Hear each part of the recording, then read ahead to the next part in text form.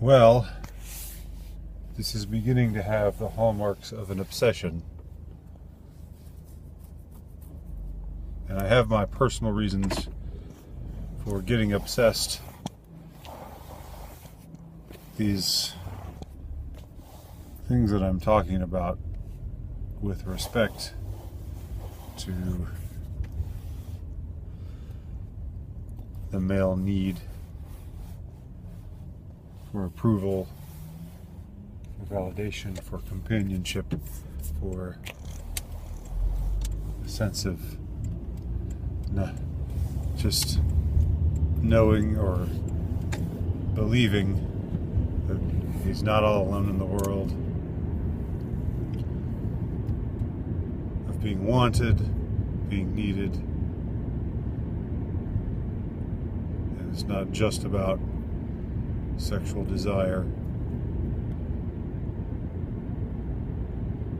though that plays a role in it.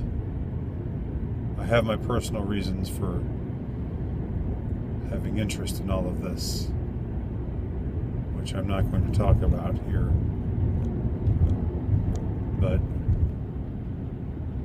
I can't help but be struck at, dumbfounded even, seeing it all in a perspective that hadn't so much struck me before not too long ago. That really there is no female sex drive per se. That what the female does is pretend to have a sex drive, pretend to be aroused, pretend to be turned on, pretend to want, pretend to need, pretend to love. Not to say that they are incapable of love at all, but I'm talking about this particular kind of thing. Carnal love, romantic love, whatever you want to call it. And I mean, it's confounded. The unevenness is just astounding to consider. The lack of reciprocity. The fact that all of the real desire is in the male's point of view, from the male's perspective. And we're talking about men who are low status. That they are not ever really wanted.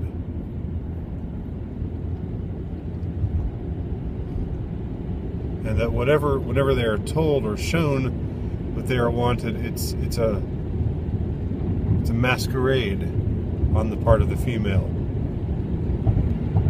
Again, this is just, pardon me, but it's hitting me like a thunderbolt right now.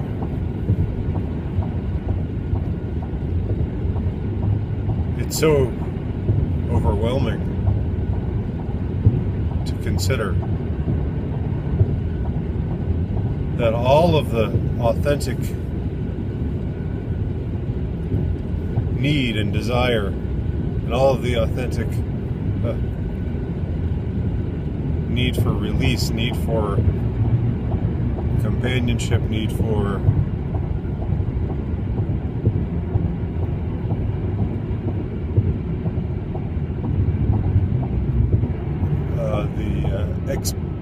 expiation of desire, all of that is on the part of the male.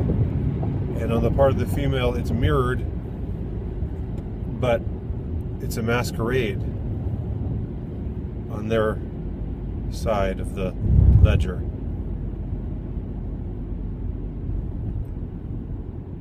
It's not real on their side.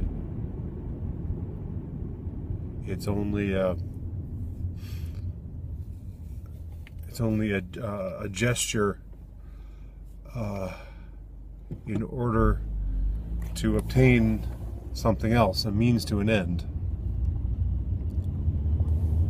when it's there at all.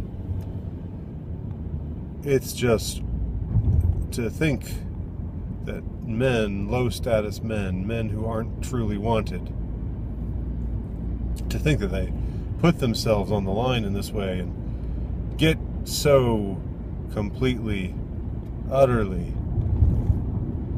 humiliated in this way, and that I have from time to time been one of them, even though I've been more reticent, more reserved in my general personality and demeanor, but I'm no exception to the rule. I am not holding myself apart from the schlubs that I'm talking about, and I'm not mocking or putting down the schlubs, because there's nothing bad about being low status. There's nothing good about status. Status just is. It doesn't signify virtue. It doesn't signify lack of virtue either. Let me be clear about that. But lacking status doesn't mean that you lack virtue or goodness. Doesn't mean that you are someone who should be ashamed of himself, or someone who's a loser, or anything of the kind. No, the reason why I've been a loser is because I've been envious of status. I've hungered for it. I've wanted to be wanted. That's why I'm pathetic. That's why I've been pathetic.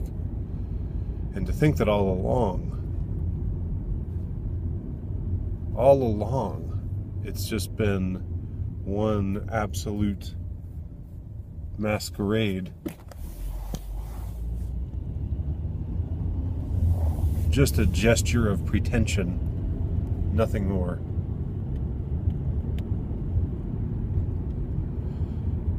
As I said, it's overwhelming.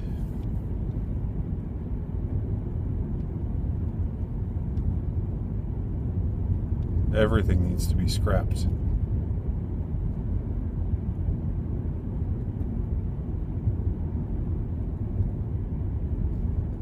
All of these expectations, all of these hopes, they all need to burn to the ground. They need to burn to the ground.